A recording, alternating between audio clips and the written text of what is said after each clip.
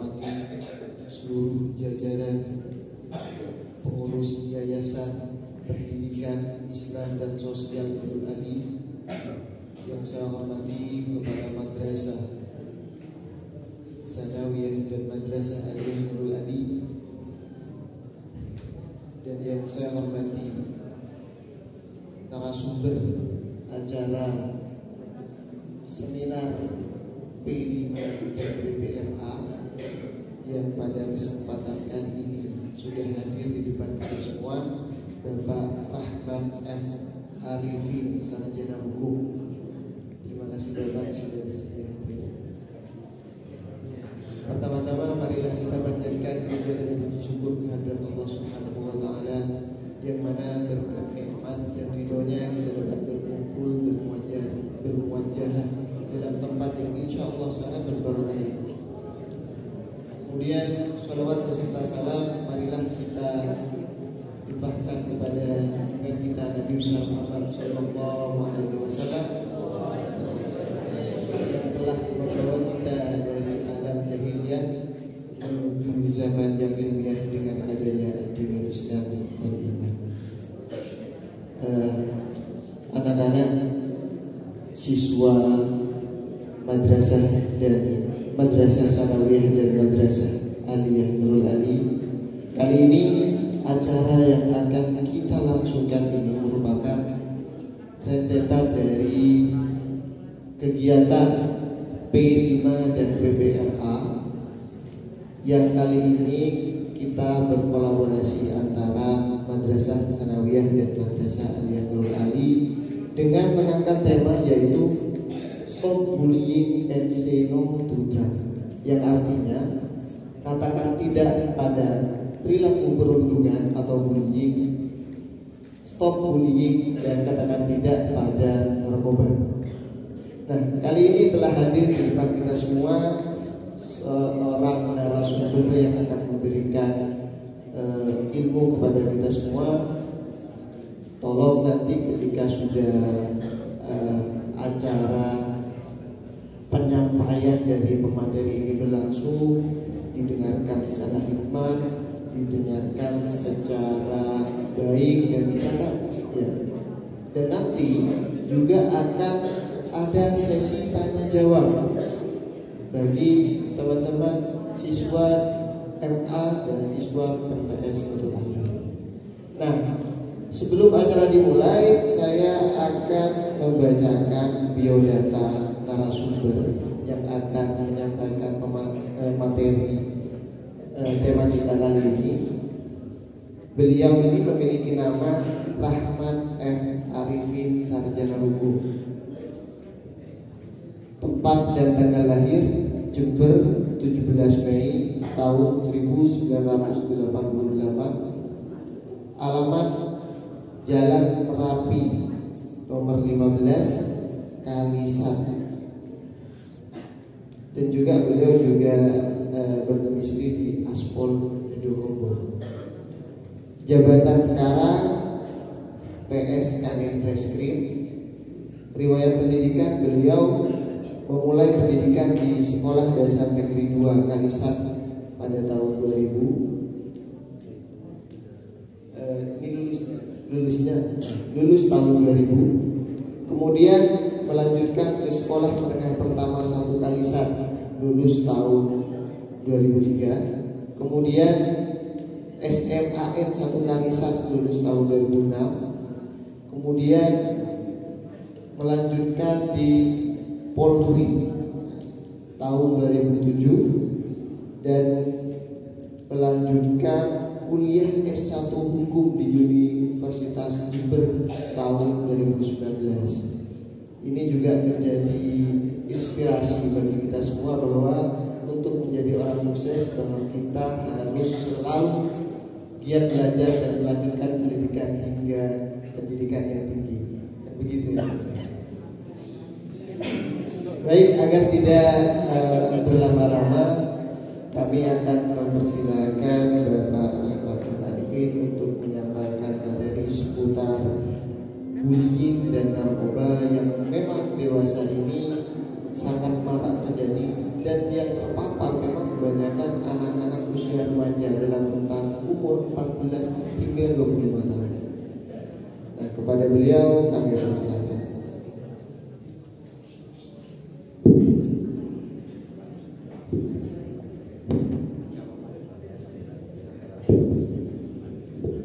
Berdiri apa duduk? Berdiri dulu ya, biar kelihatan semua yang belakang. Assalamualaikum warahmatullahi wabarakatuh. Selamat pagi. Yang terhormat Kepala Sekolah MA dan MTS Nurul Ali, yang saya hormati para dewan guru dan adik-adik saya semua yang ada di depan saya ini yang saya cintai. Alhamdulillah, puji syukur kehadirat Allah Subhanahu wa taala karena pagi ini saya sama adik-adik sekalian bisa bertemu di acara ini dalam keadaan sehat walafiat. Saya kesini sebenarnya diajak oleh Bapak Kanit Bimas yang di Cewek sana, Pak Anton. Saya pertama diajak, ini cerita dulu. Ada apa Pak Anton? Kok ke Nurul Ali? Tidak ada, ngobrol dengan adik-adik yang kadang-kadang, yang baik-baik, yang tidak nakal-nakal. Loh, kok bisa ke saya? Saya itu tukang tangkapnya maling, tukang uber maling, penjahat. Lihat wajahnya nih sekarang, lihat. Ada Pak Polisi Kota, ini kumis sudah baru dicukur karena mau ketemu adik-adik, biar tidak kalah ganteng. Rambutnya nggak karuan, ini baru minyak. Biasanya tidak pernah. Mungkin Bapak Kepala Sekolah tahu sama adik-adik yang pernah ketemu saya sebelumnya, nggak karuan mukanya. Saya tukang tangkapnya maling, tukang tangkapnya anak-anak nakal. Itu biasanya ya tukang bicara gini Pak Anton, Pak Kanit Bimas, karena tidak nuntut waktunya, minta bantu saja. Ya tidak apa-apa, sekalian ketemu dengan adik-adik yang sebelumnya ketemu saya. Saya juga ingin tahu sudah sembuh atau belum. Kalau belum sembuh, teman-teman yang lain bisa hubungi Pak Rahmat. Teman saya yang dulu itu tidak sembuh Pak, biar saya ambil di sini.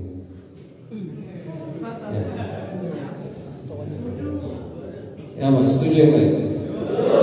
Tapi kalau yang tujuh ini masih kumat, masih ada yang tahu, masih mengulangi perbuatannya yang kemarin, Pak Rahmat dihubungi, datang ke Pak Rahmat. Pak Rahmat, teman saya yang tujuh itu tetap langsung Pak Rahmat mau datang, mau Pak Rahmat ambil itu orang itu.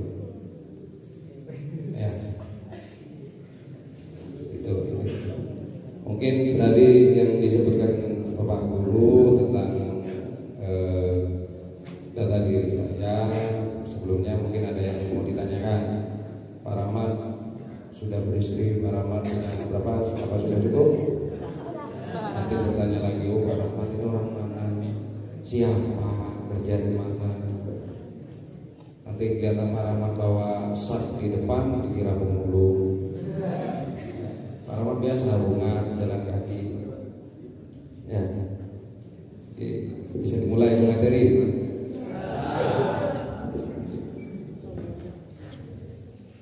Untuk hari ini sebenarnya ada dua materi.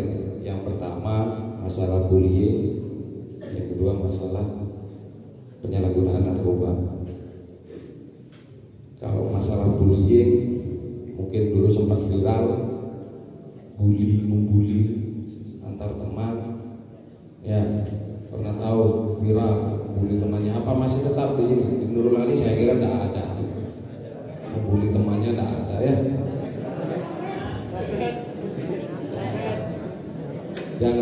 Jangan suka membuli. Cuman saya tidak fokus ke masalah bullying, karena bullying ini saya menganggap adik-adik semua sudah dewasa, sudah bisa berperilaku yang baik,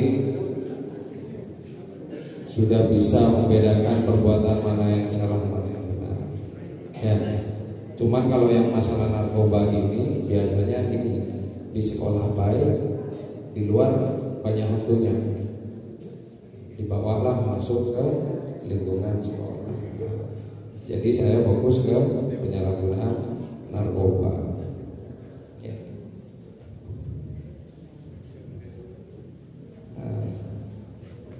Adik-adik sudah tahu narkoba? Ada yang sudah tahu narkoba?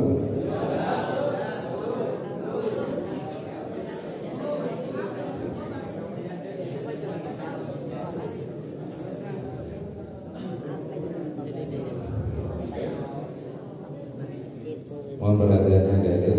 Sebelumnya Pak Rahmat mohon untuk diperhatikan. Ini sebentar, cuma kalau nggak diperhatikan adik-adik. Karena apa? Suatu saat adik-adik terjerumus, ya naudzubillah, moga-moga ada terjerumus dalam yang dijelaskan Pak Rahmat ini. Nanti ketemu Pak Rahmat, jangan salahkan Pak Rahmat untuk bertindak tegas kepada adik-adik.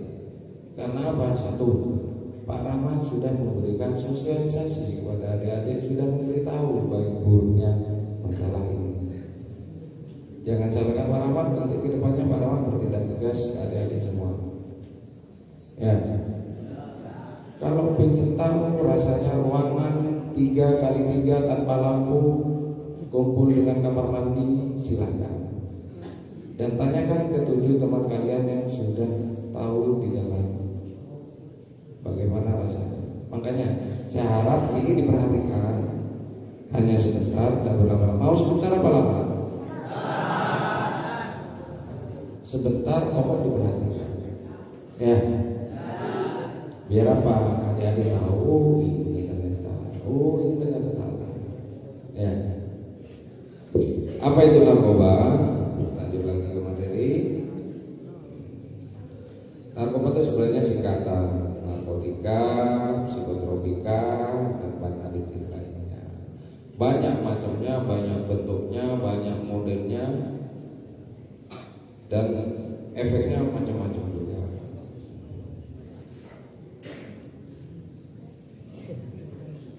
Itu. Ada yang pernah lihat daun seperti itu?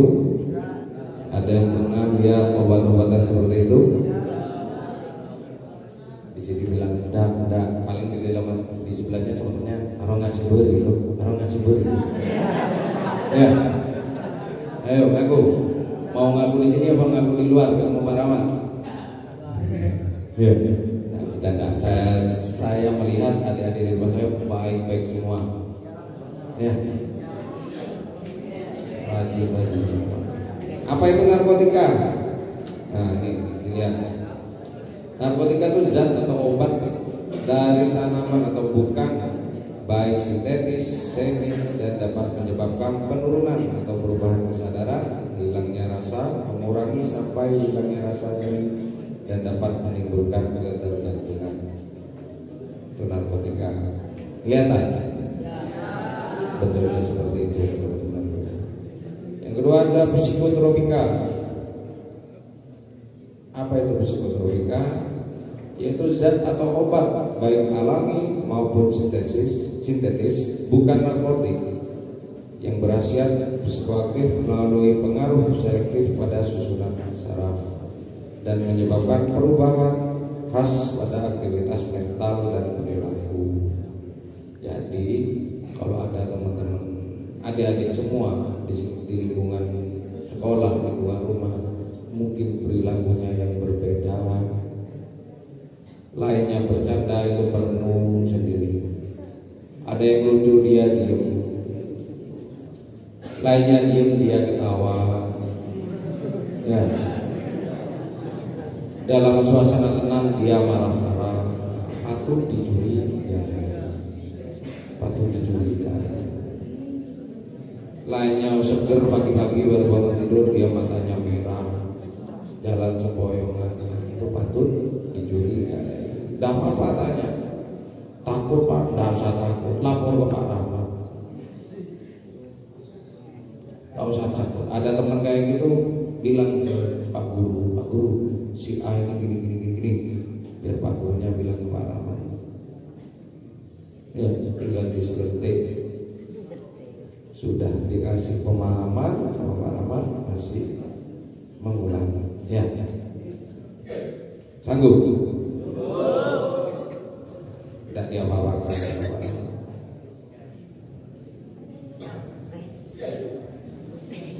Yang ketiga, bahan atau zat aktif lainnya. Bahan lain bukan narkoba atau subnarkotika yang penggunanya dapat timbul ketergantungan. Nah, ini yang keempat. Kenapa? Yang di depan saya ini barusan lihat botol-botol itu, wes, oh, ada apa? Kepengen? Nggak mau lihat botolnya langsung, wes, oh, berarti kalau seperti itu tuh udah asik, ya kan? Ya. Yaitu minuman beralkohol. Minuman mengandung etanol diproses dari bahan hasil pertanian berkarbohidrat dengan cara fermentasi dan destilasi atau diproses dengan cara mencampur konsentrat dengan etanol atau dengan cara pengenceran minuman yang mengandung etanol. Jadi minuman-minuman beralkohol itu isinya bahan kimia semua. Ya. Bukan menyehatkan, malah merusak.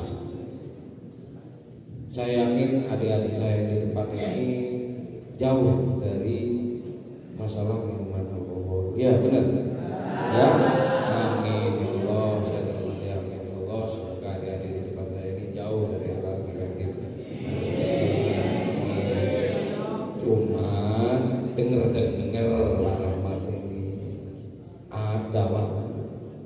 Teman saya Pak, suka minum itu udah tahu siapa. Cuma saya aminkan semua, semoga jadi anak putra putri yang baik ya. Jangan sampai ketemu parah.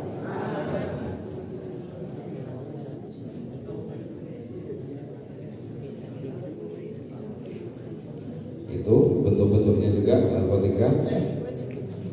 Ada beberapa golongan dalam narkotika ini.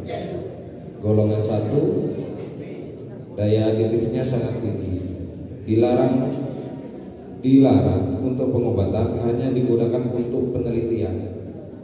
Contoh ganja, kokain, heroin, ekstasi, sabu. Semua dalam 25 jenis. Ada yang tahu dari yang saya sebutkan itu? Dari ganja, kokain, heroin, ekstasi, sabu. Ya, kan lucu orang Indonesia. Dibuat pengobatan aja nggak boleh, hanya dibuat penelitian. Lah kok dikonsumsi? Ya, kenapa? Dibuat obat aja, buat nyembuhkan orang nggak boleh, hanya dibuat penelitian. Sama orang Indonesia dipakai. Aneh ya. Jadi mari adik-adik harus bisa berpikir lebih jernih dengan melihat itu. Oh, buat obat saja tidak boleh, hanya buat penelitian. Berarti obat ini sangat berbahaya, sangat keras bagi badan. Ya, paham? Diingat, buat obat untuk menyembuhkan orang aja tidak boleh. Lah kok dikonsumsi? Ya kan? Itu.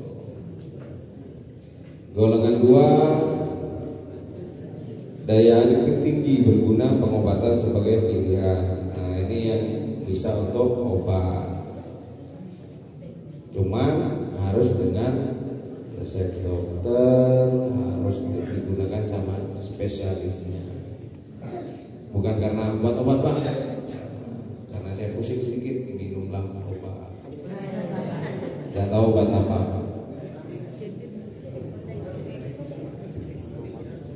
Golongan ketiga, daya aditif ringan berguna untuk pengobatan, hampir sama dengan golongan 2. Nah, ini golongan-golongan yang tadi banyak, tidak kelihatan sebenarnya. Banyak. Golongan 1 ada 65 jenis, golongan 2 ada 80 jenis, golongan 3 ada 13 jenis. Nah, makanya kedepannya lebih hati-hati untuk mengkonsumsi obat-obatan, harus sesuai dengan yang berkompeten, tenaga kesehatan. Karena kalau tidak tahu tiba-tiba diminum, besar kemungkinan di dalamnya ada golongan-golongan narkotika ini. Setelah itu adik-adik dites kesehatan ternyata positif. Nauzubillah ya. Jadi lebih hati-hati ke depannya. Nah ini ganja. Ada rupanya seperti itu. Daunnya bercabang 1, 2, 3, 4, 5, 6, 7. Apa namanya istilahnya kalau anak gaul? Hah?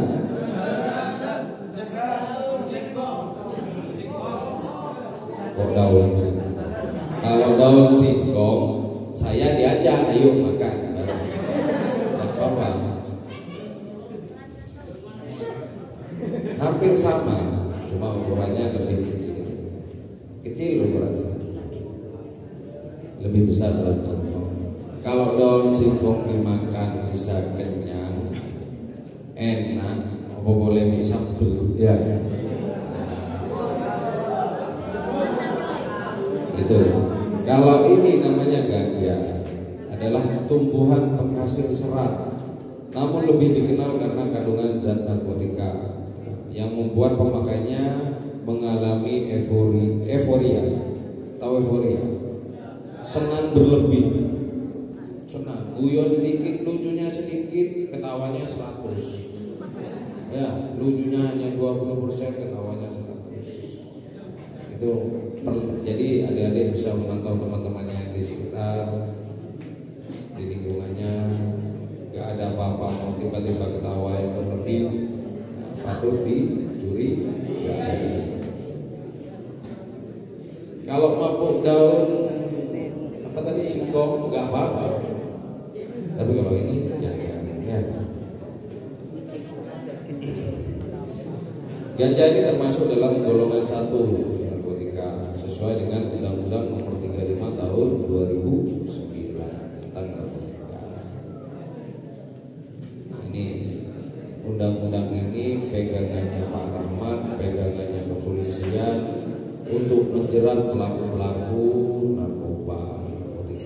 Jadi diatur Undang-Undang Nomor 35 Tahun 2009. Tapi nanti ini Pak Rahmat yang terbaru ada update undang-undang yang terbaru setelah 2009, cuma belum diriliskan. Jadi ganja ini menyebabkan kecanduan. Jangan sampai ya. Nah ini heroin. Biar adik-adik tahu bentuknya heroin itu seperti itu. Kelihatan? Efeknya itu seperti itu. Apa kalau katanya orang di sini kalau badannya banyak gitu ya? Kolbikol. Ada yang kolbikol di sini? Tidak ada. Bersih semua.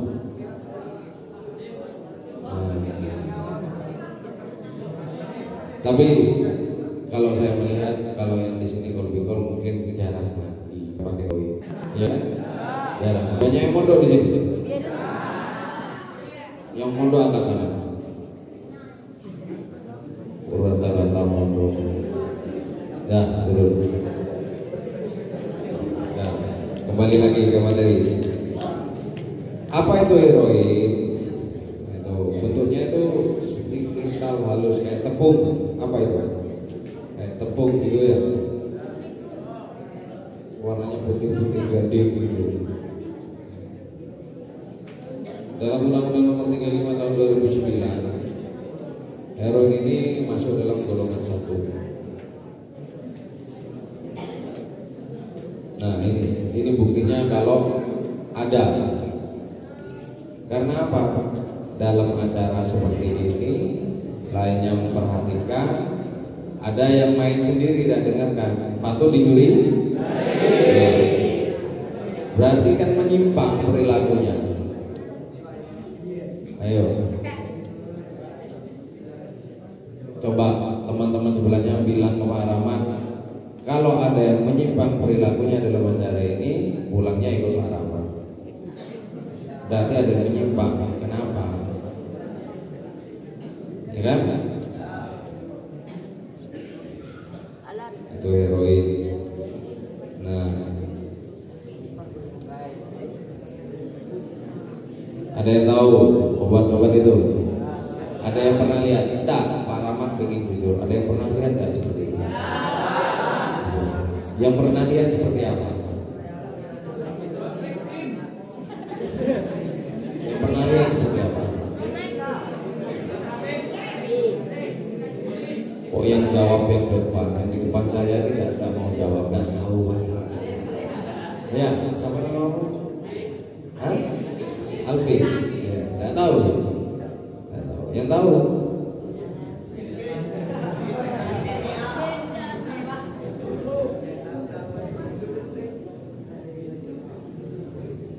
Sabu. Ini adalah mulai lebih tinggi dari pil-pil yang adik-adik tahu. Lebih mahal, lebih apa? Lebih apa ya? Lebih elit di kalangan kita. Sabu. Bentuknya seperti itu. Sabu itu merupakan senyawa sintetik turunan dari amfetamin maupun metafetamin dan juga turunan dari efedrin. Jadi sabu ini menyebabkan peningkatan secara drastis hormon dopamin.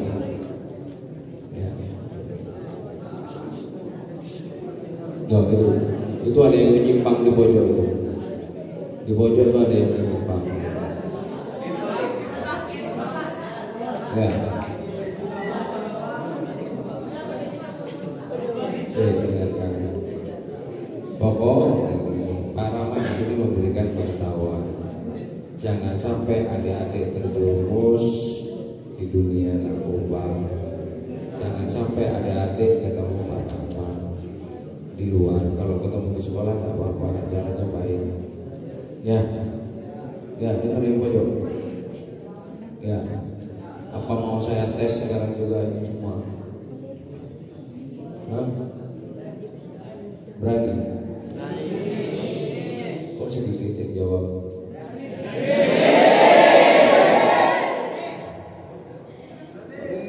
Nanti kalau sampai berdua sama Pak Rahmat, sekolah sama Pak Rahmat.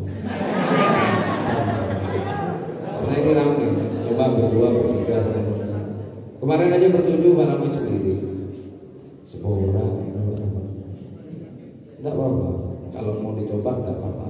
Ini Pak Rahmat bisa baik, bisa jadi hantu, bisa. Ya. Itu bentuknya sabu seperti itu. Nah, efeknya apa Pak kalau pakai sabu? Nah, itu energinya meningkat. Yang biasanya jalan 100 meter loyo, itu lari 100 meter bolak-balik, tidak apa-apa. Yang biasanya tidak kuat melek jam 9, jam 10 malam harus tidur, sudah awai katanya di sini ya. Itu sampai malam lagi, pagi ke malam lagi melek tidak apa-apa. Nah, kalau ada teman-teman seperti itu, bilang ke Pak Rahmat, tidak apa-apa. Ini Pak teman saya si A, 2 hari 2 malam, 3 hari 3 malam tidak tidur. Bisa indikasinya menggunakan cat. Tapi di sini tidak ada, Pak Rahmat tidak ada. Baik-baik semua. Meningkatnya rasa percaya diri kalau sabu itu. Jadi biasanya nervous, maluan, canggung ketemu dengan orang. Dengan mengkonsumsi sabu ini, dia bisa pede. Tampil apa pede. Itu. Biasanya ada yang maluan ketemu cewek, tiba-tiba dia berani nemuin cewek langsung ditembak. Ditembak di bajunya orang. Nah, itu patut dicurigai, patut dicurigai. Ada apa kok tiba-tiba berani? Ya. Yang ketiga euforia atau senang, yaitu senang berlebih. Tidak ada susahnya, senang terus. Lucu sedikit ada omongan lucu, ketawa yang berlebihan, senang, gembira. Itu ciri-ciri pengguna salju. Hilangnya rasa lapar. 2 hari 2 malam tidak makan kuat. Benar. Jadi kenapa orang pakai sabu badannya tidak ada yang gemuk kayak Pak Rahmat? Ya. Jadi 3 hari 2 hari 3 hari udah makan tidak tidur tuh kuat. Cuman efeknya apa? Organ tubuhnya rusak. Karena waktunya diisi makanan, tidak diisi makanan. Waktunya istirahat, tidak istirahat. Diforsir semua di tubuhnya, akhirnya rusak. Bayangkan adik-adik jenjangnya masih panjang, yang MTS mau ke MA, mau lanjut ke perguruan tinggi, yang MA juga gitu mau ke perguruan tinggi, masih mau kerja, kejar karir. Kalau dari dini, dari sekarang sudah masuk ke dunia narkoba, kira-kira bisa tidak adik-adik mencapai cita-citanya? Pingin jadi ini, pingin ke sana, pingin ke sini, pingin jalan-jalan kemana, pingin haji, pingin umroh, bisa tercapai kan? Kira-kira kalau badannya dari muda sudah rusak gitu.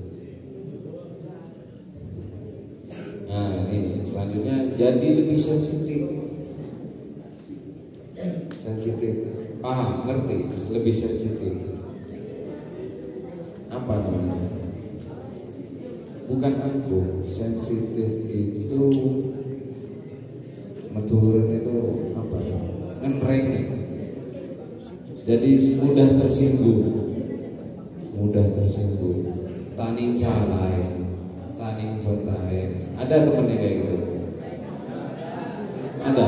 Tiba-tiba temen ini tidak bisa dibuat bercanda, sensitif. Ada kayak gitu?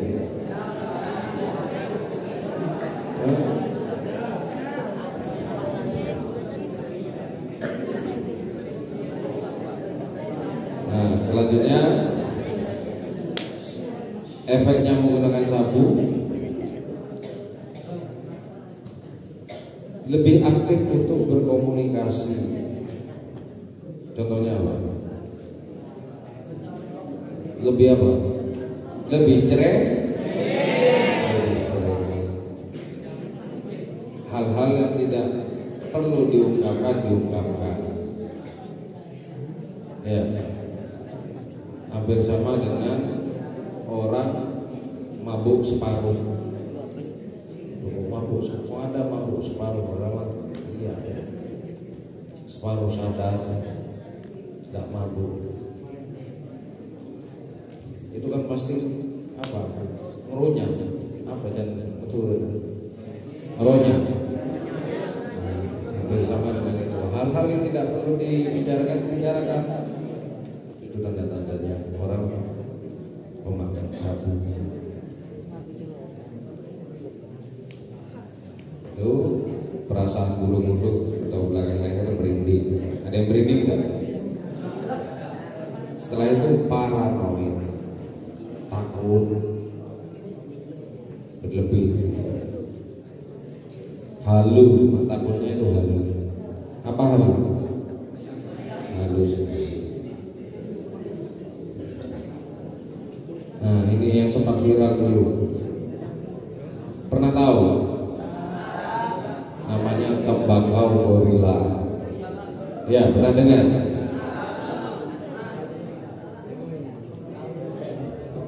Ya tembakau gorila tembakau. Cuma ada kandungan-kandungan lain yang dicampurkan. Ya, ekstra cengkeh, ekstra dagalia, ekor singa. Nggak tahu juga saya ekor singa seperti apa. Kok ada ekor singa dicampurkan tembakau? Ya apa caranya ngambil ekor singa? Matahari salbek ya. Nah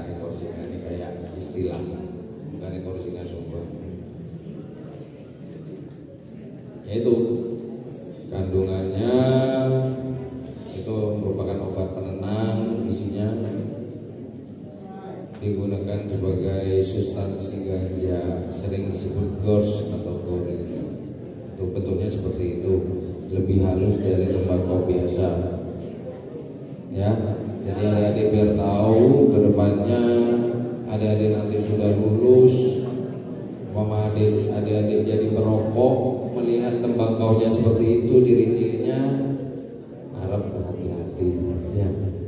Dan mana-mana harap jangan jadi perokok, ya.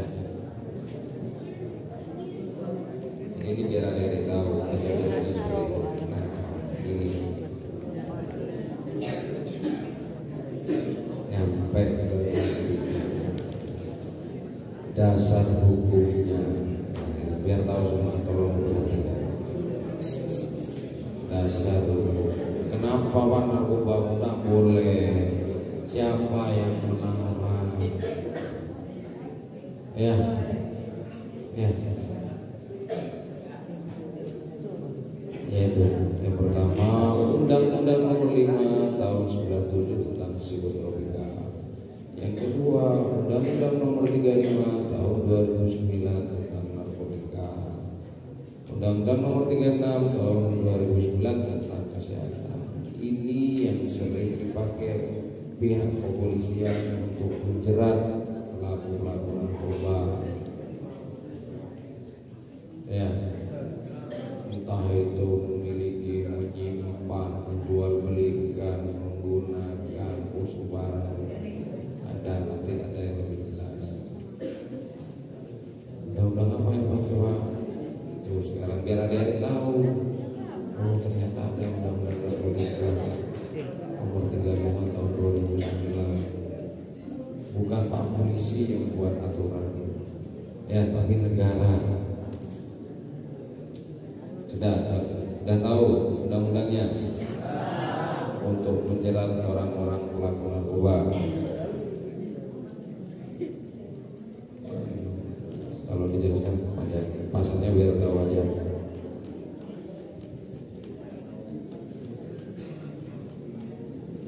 Terus saya akan bentar menizin waktu teh.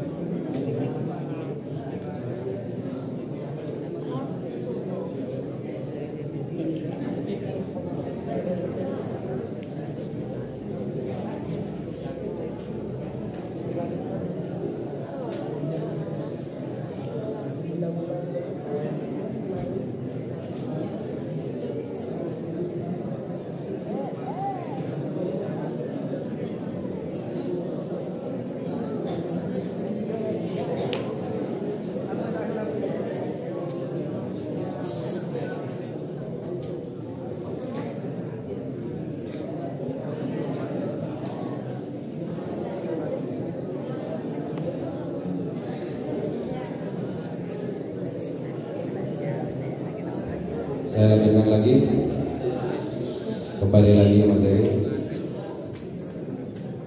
Jadi di Undang-Undang Nomor 35 Tahun 2009 tentang narkotika itu ada pasal 111, pasal 112, itu macam-macam. Ya. Nah ini saya bacakan salah satunya. Setiap orang yang tanpa hak atau melawan hukum menanam, memelihara, memiliki, menyimpan, menguasai atau menyediakan narkotika dalam bentuk tanaman golongan 1 itu paling singkat 4 tahun, paling lama 12 tahun. Ada yang mau nyoba? Ya. Enggak Pak, saya enggak mau dihukum, saya bayar denda. Paling sedikit 800 juta, paling banyak 8 miliar. Bukan tak korupsi berbuat, tapi undang-undang ya. Jadi pasal 111 ini termasuk dalam yang mengikat narkotika golongan 1 yang berupa tanaman, yang bersumber dari tanaman. Nah, sekarang pasal 112 di luar tanaman, yang bukan tanaman, golongan 1 yang bukan tanaman, sama yang menanam, memelihara, memiliki, menyimpan, menguasai atau menyediakan narkotika golongan 1 bukan tanaman, paling sedikit sama 4 tahun sama 12 tahun. Terus apa bedanya ayat 1 dengan ayat 2 Pak dalam pasal 112 ini? Jumlahnya, jika di pasal 1 itu sekian, jika lebih 5 gram, nah ini sudah kelasnya agak besar sudah ya, besar, bisa lebih kalau saat ini. Sama paling singkat 5 tahun, paling lama 20 tahun. Pasal-pasalnya di Undang-Undang 35 tahun 2000.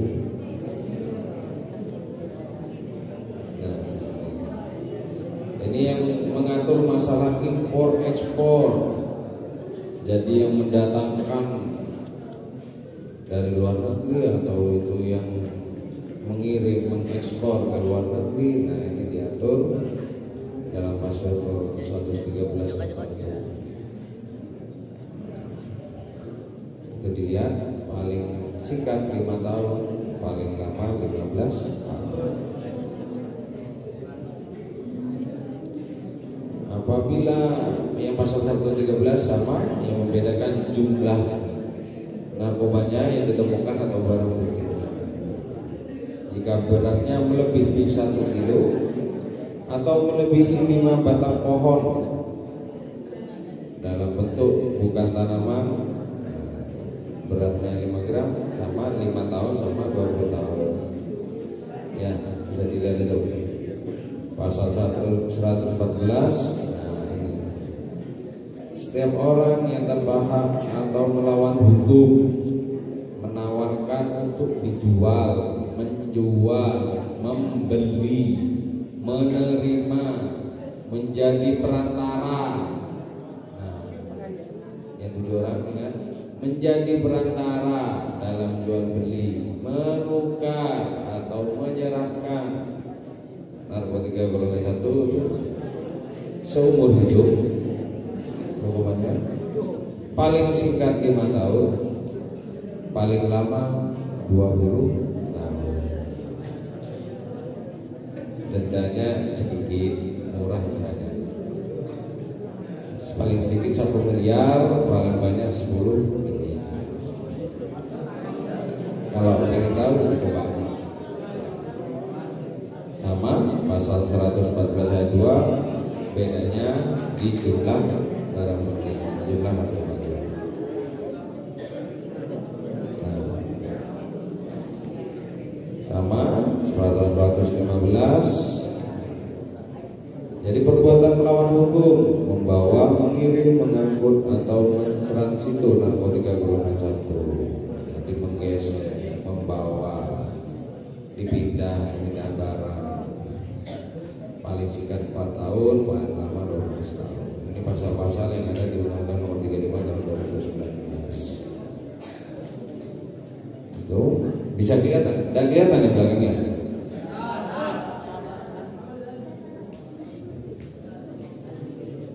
Jadi hukumannya tidak ada yang ringan. Minim 2 tahun minimal. Paling singkat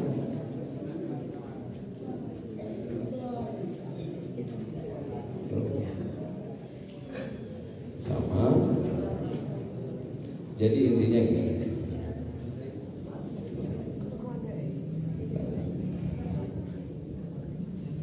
Intinya dalam pasal-pasal ini dari 100 berapa sampai 126, intinya siapa yang menyimpan, memproduksi, menyimpan, menjual belikan, mengedarkan, menjadi perantara, itu semua diatur dalam undang-undang ini. Pak, saya tidak beli, saya dititipi teman. Saya dititipi teman, tidak tahu itu isinya apa. Pokok suruh simpan ke saya. Pak polisi tidak tahu itu. Pak polisi ikutnya undang aturan. Kenapa kok bisa diamankan Pak polisi? Ini hanya menyimpan sesuai undang-undang tadi. Menguasai, menyimpan, kan beda-beda. Membeli, menjual, kan beda-beda itu unsurnya. Ini menyimpan, Pak, saya cuma nyimpan di TV. Iya, kamu kan yang nyimpan. Iya, masuk sudah. Mau coba? Jadi hati-hati. Ya, adik-adik kedepannya tahu seperti itu. Ternyata nyimpan saja di TV itu salah. Dititipi barang yang tidak benar itu salah. Apalagi jual beli, apalagi mengedarkan, apalagi menggunakan, itu salah. Ya, paham? Jadi kedepannya lebih berhati-hati, bergaul lebih berhati-hati, bisa memilih-milih teman, mana teman yang baik, mana teman yang kurang baik. Ya.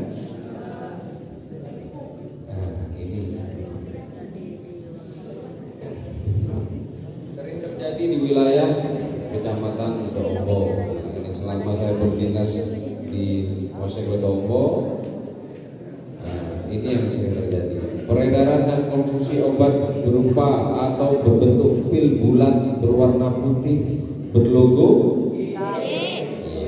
Tahu, banyak yang tahu. Banyak yang tahu, Pak. Obat putih berlogo ini.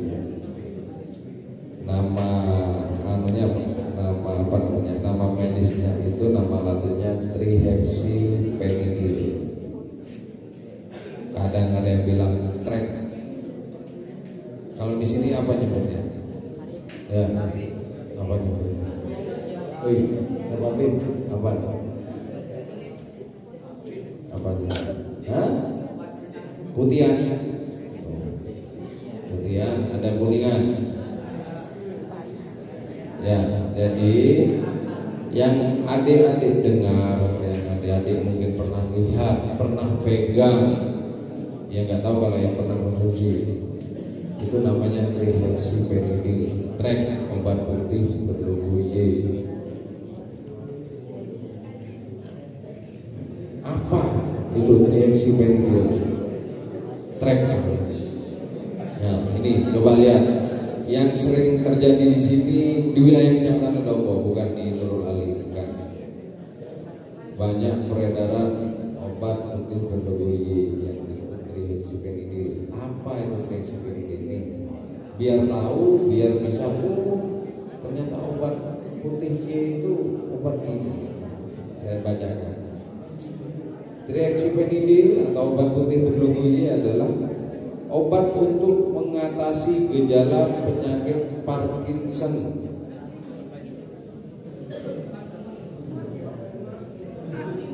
Ya, itu yang bilang tamat dan asli tahu itu. Aslinya tahu.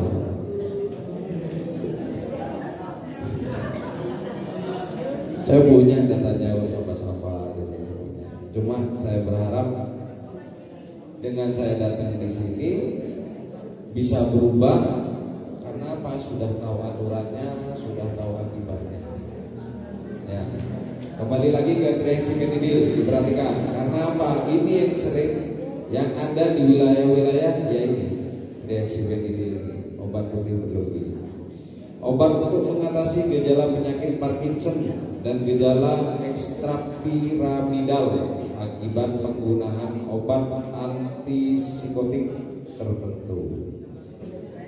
Gejalanya meliputi kekakuan otot, gerak tubuh yang tidak terkendali, dan tremor. Kekakuan otot itu kayak kejang, mungkin tidak bisa noleh, kekakuan otot. Gerak tubuh yang tidak terkendali, paham? Maksudnya geraknya sudah tidak terkendali. Jalan biasanya lurus, belok ke kanan. Tidak ada lubang, tiba-tiba jatuh. Jalannya lurus, tiba-tiba pincang. Datar, pincang. Kan aneh. Yang ketiga, tremor. Tremor ini bergetar, apa? Bagian tubuh itu gemeter, terus gemeter. Ada yang seperti itu teman-teman? Oh banyak. Tidak apa-apa, bilang Parman itu tremor. Tangannya bergetar tanpa sebab. Ulapa lain. Jadi bentuknya seperti itu. Biasanya di wilayah sini itu beredar, wilayah Kecamatan Ledong beredar menggunakan plastik klip dalam skala kecil-kecil. Saya yakin pasti sudah ada yang tahu. Bagaimana jika seorang melakukan perbuatan menguasai, menyimpan, mengkonsumsi, mengedarkan sediaan farmasi yang disebut trek atau trihexyphenidyl? Ya, kenapa saya semangat kalau masalah trihexyphenidyl? Banyak digemari kau muda-mudi sekarang. Gak tahu kenapa, apa khasiatnya. Yang positif tidak pernah tahu, yang tahu negatif saya tahu. Tapi digemari sama pemuda-pemuda sekarang. Ini masalah trek obat putih berlogo Y diatur dalam pasal 196 sub 197 tetap Undang-Undang RI Nomor 38 Tahun 2009 tentang kesehatan. Itu lihat. Khususnya yang di depan saya, orang 7 bisa baca lagi. Ya, setiap orang dengan sengaja memproduksi, mengedarkan sediaan farmasi dan atau alat kesehatan yang tidak memenuhi standar dan atau persyaratan keamanan, khasiat atau kemanfaatan dan mutu. Nah, itu paling lama 10 tahun, denda paling banyak 1. Bukan apoteker adik-adik semua, bukan tenaga kesehatan. Ya, kan tidak tahu ini obat apa, kegunaannya untuk apa. Ya, cuma dengar dari teman yang dari luar, wah ini biar pilih apa sudah sekolah kesehatan temennya. Ya, jadi mari berpikir lebih realistis, lebih positif. Ya.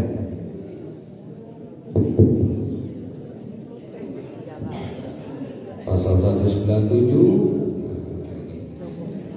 tetap obat putih berlogo Y. Setiap orang yang dengan sengaja, itu salah satu cirinya. Salah satu ciri ya bisa diindikasi bisa pengguna, pengedar, memproduksi, bisa. Kenapa tidak bisa berpikir? Toh saya duduk di sini mengikuti acara ini biar mendapat ilmu ke depan, ya. Dan saya seorang siswa, murid yang pastinya berpendidikan, mempunyai etika, mulai tiba-tiba wah, ya. Kalau Pak Rahman tidak apa-apa, kalau Pak Rahman tidak apa, saya tidak perlu dihormati, saya biasa di lapangan, saya biasa dengan beberapa orang-orang dunia. Nah, cuman di sini ada Bapak Kepala Sekolah, ada Dewan Guru yang lain. Ya, tuh. Tetap Obat Putih berlogo Y dengan sengaja memproduksi atau mengedarkan sedia informasi dan atau alat kesehatan yang tidak memiliki izin edar. Mengedarkan saja itu harus ada izinnya. Yang jual obat apa namanya tokonya? Apotek. Apotek aja harus berizin. Nah kok kenapa yang ada saat ini di wilayah yang ada di lingkungan saat ini kok kayaknya enak menjual obat tanpa izin, tanpa tahu itu efeknya apa, tanpa tahu khasiatnya itu apa? Ya kan sudah jelas salah, ya kan? Ngerti? Paham?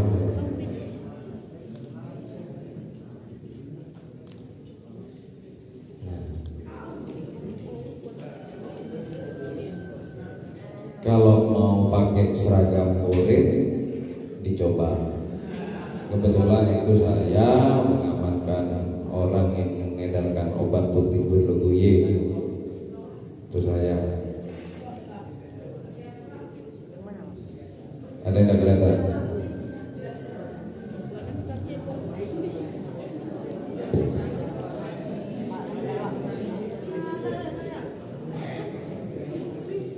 Jadi si A ini kedapatan oleh pihak Polsek Sudaompo menjual obat putih berlogo Y.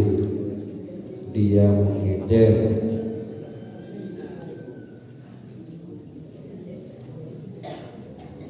Ya. Kebetulan ini yang menjual. Pak, saya kan hanya mau beli konsumsi. Kan tidak bisa kata siapa. Tadi itu sudah saya bacakan dalam peraturannya, barang siapa yang memproduksi, mengedarkan, menyimpan, menggunakan, kena semua. Ya, kebetulan yang di foto ini pengedarnya. Gitu. Jumlahnya banyak, ada yang sudah jadi, ada yang masih utuh per klipnya, ada yang sudah diecer kecil-kecil. Itu uang hasil berjualannya. Dicoba, tidak apa-apa. Senang Pak Rahman.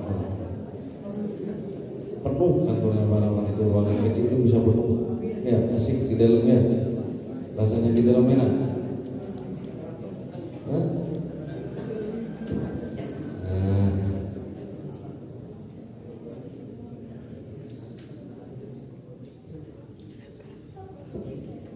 Penyalahgunaan narkoba itu bahayanya sangat besar, bukan hanya merusak tubuh, tetapi juga masa depan.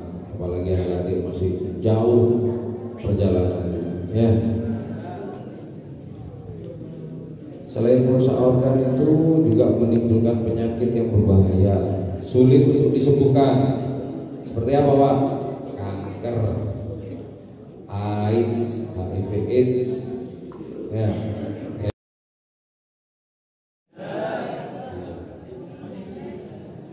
Karena apa? Kena narkoba ini, macam-macam narkoba ini, saraf-saraf kita itu diserang sama obat-obat ini yang harusnya tidak bekerja berlebih. Dengan obat-obat ini dipaksa, dipacu untuk lebih aktif saraf-saraf. Apa anda pedot? Ya. Faktor penyebab penyalahgunaan narkoba.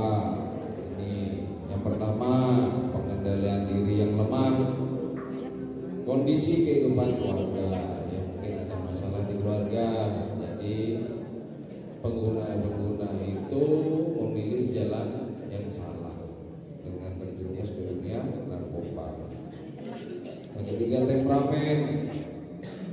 Ya. Nyanyi-nyanyi emosi, sedikit-sedikit marah. Itu patut dicurigai. Mengalami gangguan perilaku. Suka nyalah-nyalah, lanyala kalau di lingkungan sekolah. Suka menyendiri. Contohnya, di sini ada juga contohnya ada. Tuh di pojok suka menyendiri. Yang lainnya memperhatikan ke sini, tertarik, dia menyendiri lihat ke jendela. Apa berpikir gini? Nyoba aku kemarin. Coba saja kalau kita mau ramah. Ya.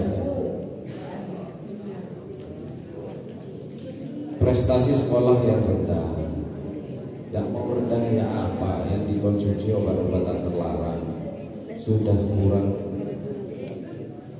maksimal untuk berpikir, pasti prestasinya menurun. Tidak diterima di kelompok.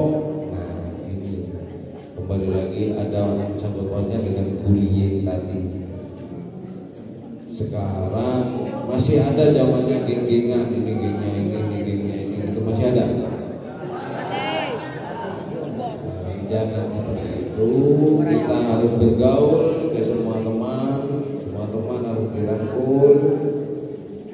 Kenapa? Kalau teman itu ada yang disepelekan, apalagi dibully, nanti efeknya bisa ke penyalahgunaan narkoba. Berteman dengan pemakai. Ayo, siapa yang berteman dengan pemakai?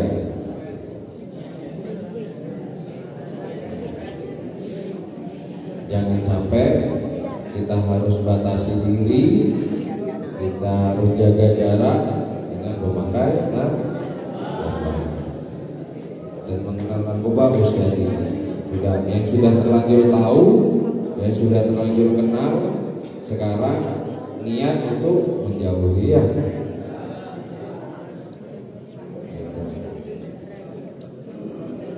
Sama, ini penyebabnya kenapa kok masuk narkoba. Kok masuk ke dalam dunia narkoba? Sama. Mencari identitas diri. Sebenarnya gini, mencari identitas diri. Pingin diakui oleh temannya. Ya, kok ya. Risal. Kamu Risal. Ya, kok Risal jagoan kok kita. Ya, kok metal pil. Pingin diakui dia wah, dia gagah, dia hebat. Cuman salah caranya. Yang benar ya apa, Pak Rahmat? Yang benar untuk biar diakui sama teman-temannya, biar terkenal sama teman-temannya di hal-hal positif. Contoh, karena ini madrasah ngajinya pinter, kiroannya enak, temennya denger sampai bisa tidur. Terkenal sudah ya, kok ngajinya mah dalam bagus,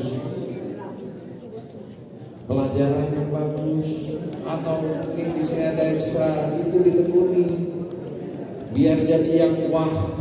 Contoh pemain sepak bola, jadi pemain yang terbaik, terkenal sudah, tidak perlu pakai obat-obatan, terkenal sama teman-teman itu. Wah, si Rizal nyaman pemain. Mau serat dia selidik, ubah. Tidak apa-apa. Di hal-hal seperti itulah adik-adik harus yang menonjol. Mudah-mudahan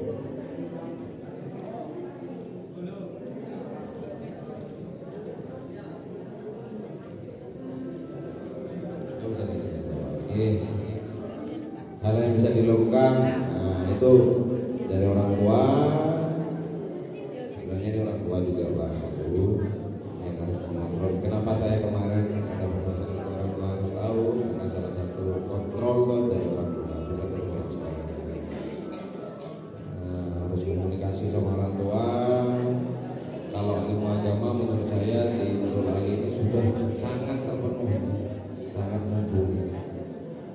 pilihlah teman yang baik, ya. Hobi, menyalurkan hobi. Yang suka sepak bola, ngaji, voli, tidak dilupakan. Nah, contohnya ngaji, Pak Polisi ada ngaji, ya. Olahraga, ya. Ekstrakurikuler yang ada di sekolah, itu aja ditekuni daripada masuk ke dalam dunia narkoba.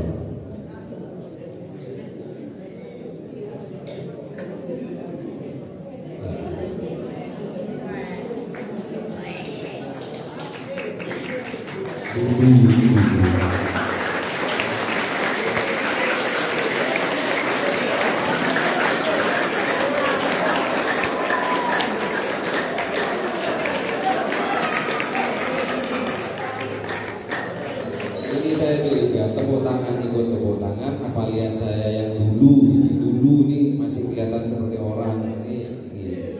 Kalau sekarang ya semi hantu. Ya.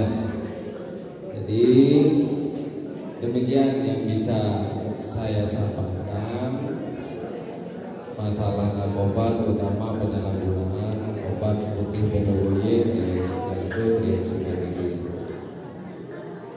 Mungkin ada yang ditanyakan?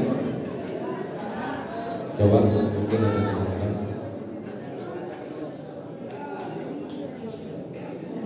Nama, kelas.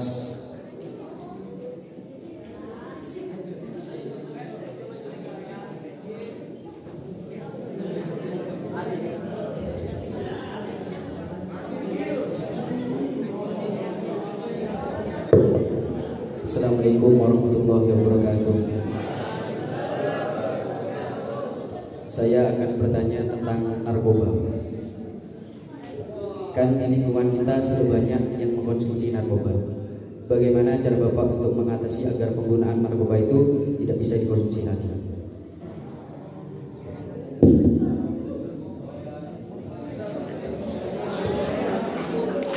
Siapa teman-teman?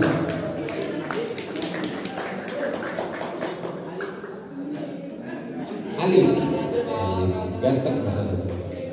Ganteng, bersih, badan bagus, senang olahraga. Alhamdulillah. Contoh Mas Alim ini, benar? Gak pakai tapi kan? Terima kasih Mas Alim sudah memberikan pertanyaan kepada kami selaku dari pihak Polres. Jadi pertanyaannya, bagaimana langkah ya pihak kepolisian untuk menanggulangi narkoba agar tidak bisa dikonsumsi lagi. Ini tuh ada yang bersikap aneh.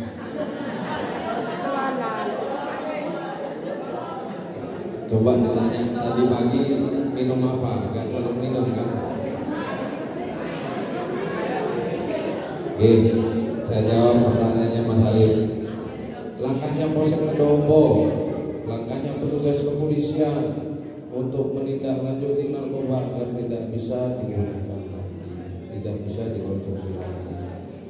Salah satunya ini, pertama dari pihak kepolisian memberikan penyuluhan, memberikan pemahaman kepada kaula muda, kepada masyarakat akan baik buruknya, positif dan negatifnya tentang narkoba dan ancaman hukuman yang ada di undang-undang, sehingga masyarakat bisa tahu, oh ternyata ini salah.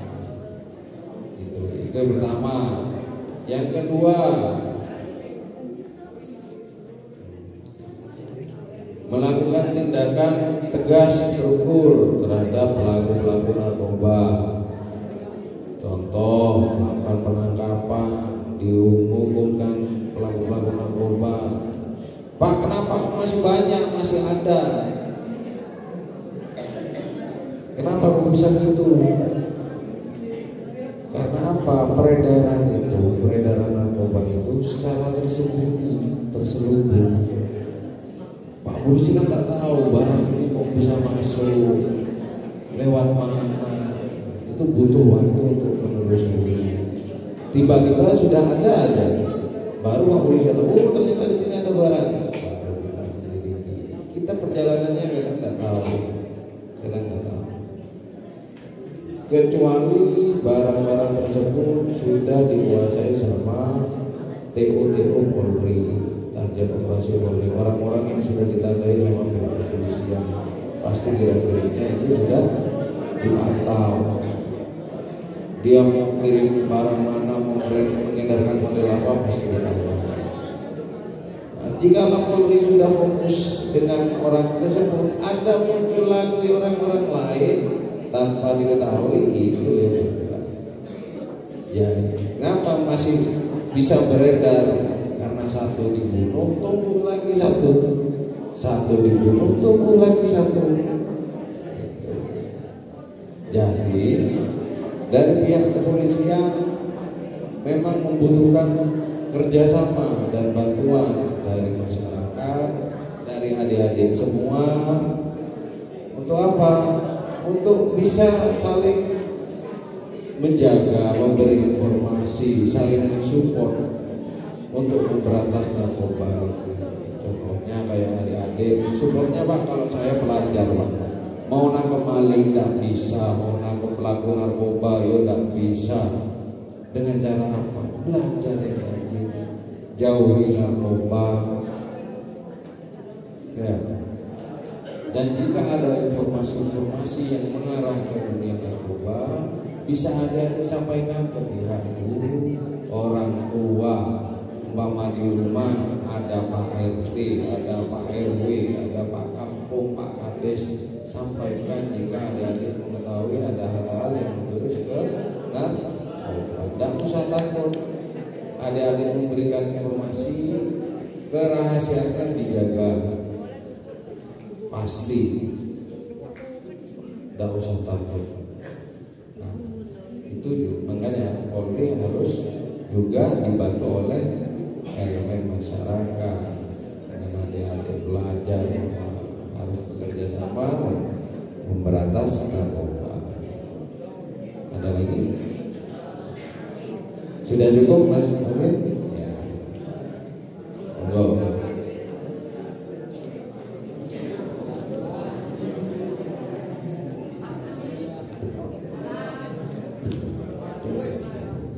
Bismillahirrahmanirrahim. Assalamualaikum warahmatullahi wabarakatuh. Perkenalkan, nama saya Andri bin Haji, perwakilan dari kelas 12 MIPA. Ingin menyampaikan beberapa pertanyaan kepada pihak kepolisian terkait tentang peredaran narkotika di daerah kita. Gak banyak Pak, cuman mau tanya beberapa hal saja, karena ini saya kan ingin tahu Pak, ingin dapat ilmu dari sampean juga, dan kawan-kawan juga ingin mendapatkan apa yang terbaik supaya kita dapat mencegah peredaran obat-obat terlarang di daerah kita. Yang pertama Pak, bagaimana caranya kita itu agar dapat mengetahui terhadap seseorang yang mengkonsumsi terhadap obat-obatan terlarang, atau bisa secara singkat itu ciri-cirinya pengguna narkotika Pak. Pertanyaan saya kedua, ini ada 3 pertanyaan Pak, gak banyak-banyak. Yang kedua, sejauh ini bagaimana tindak langkah kepolisian dalam menanggulangi terhadap peredaran obat-obatan ilegal? Mungkin ini sama pertanyaannya agak mirip sama yang dipertanyakan tadi sama Mas Alif. Dan yang terakhir, memang saya sebelum adanya sosialisasi, saya sedikit baca-baca berita terkait berita-berita tentang peredaran narkotika. Di sini saya menanyakan, apa tindak langkah pihak kepolisian apabila andaikan terdapat mohon maaf Pak, salah satu oknum polisi yang terlibat dalam kasus narkotika Pak. Karena saya pernah baca di sebagian artikel, entah itu faktanya aktual ataupun hanyalah opini yang dibuat-buat? Apakah mungkin karena pihak kepolisian itu yang apa istilahnya, intinya mengapa masih ada pihak polisi yang terjerat kasus narkoba? Seperti pernah saya baca beberapa bulan lalu 3 polisi terjerat kasus narkoba, Kapolsek Kalisat. Beberapa tahun sebelumnya 2 polisi juga terjerat kasus narkotika. Bagaimana kepolisian menanggapi hal tersebut? Terima kasih, Pak. Mulai dulu.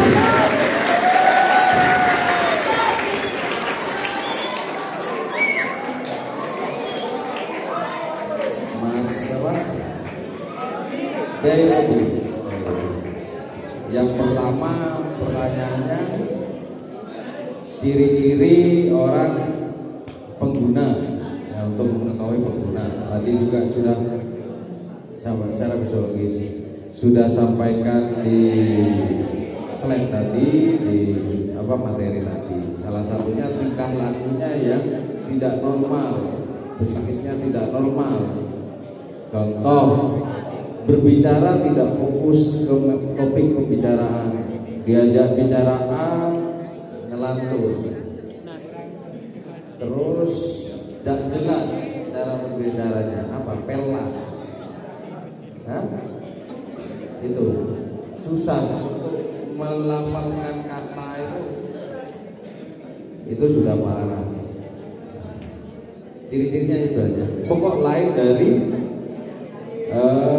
orang-orang yang biasa, yang sehat biasa, kulit kering, tidak seperti biasa, tidak seger.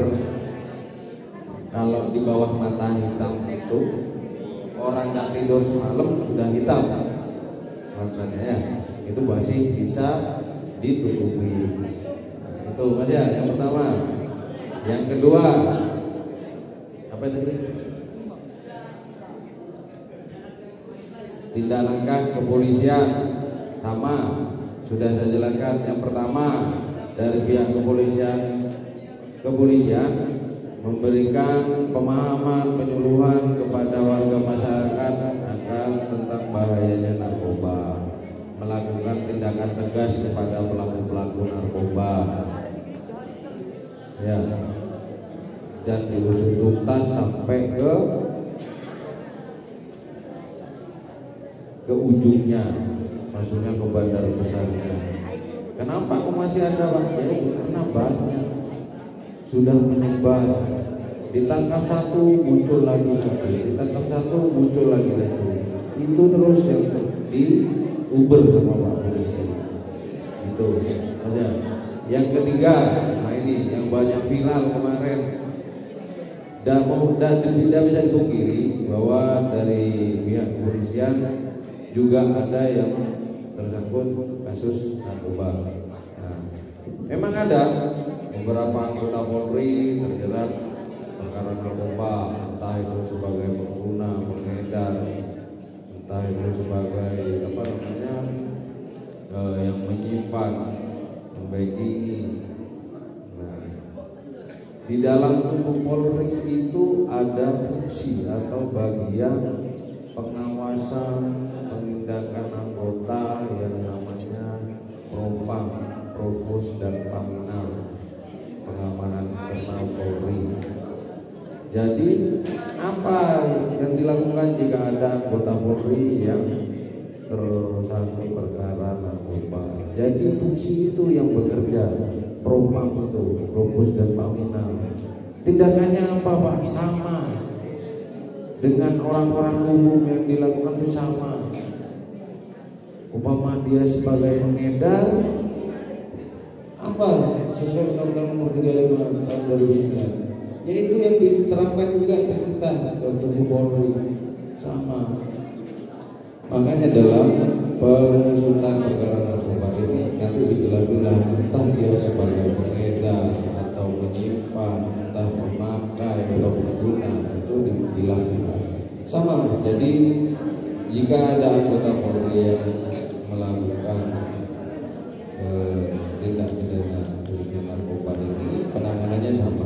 cuma yang menangani dari pihak pembina pengamanan internal, propos pengamanan itu sama, jangan usah khawatir, tetap diproses.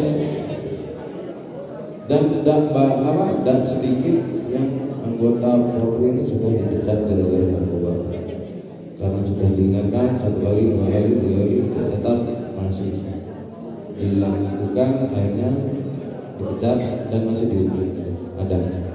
Oke. Sudah paham? Oke. Sudah cukup. Baik. Yang saya harap untuk kedepannya adik-adik bisa paham tentang narkoba, terutama yang ada di wilayah kita sendiri, yaitu obat putih berlebih. Semoga adik-adik ke depan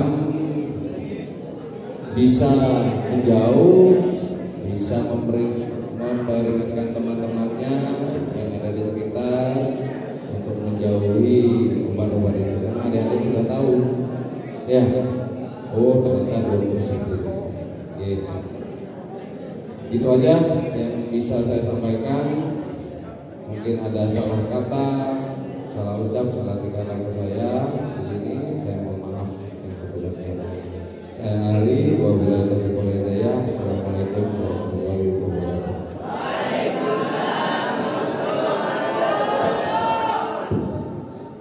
Baik ya. Dengan berakhirnya materi yang disampaikan oleh Bapak Ahmad tadi, maka juga berakhir pula agenda penyuluhan yang berlangsung pada hari ini. Selanjutnya akan ada sesi foto bersama, jadi jangan meninggalkan tempat ini. Baik, saya akhiri. Terima kasih kepada Bapak Ahmad, terima kasih kepada Juara MKS. Assalamualaikum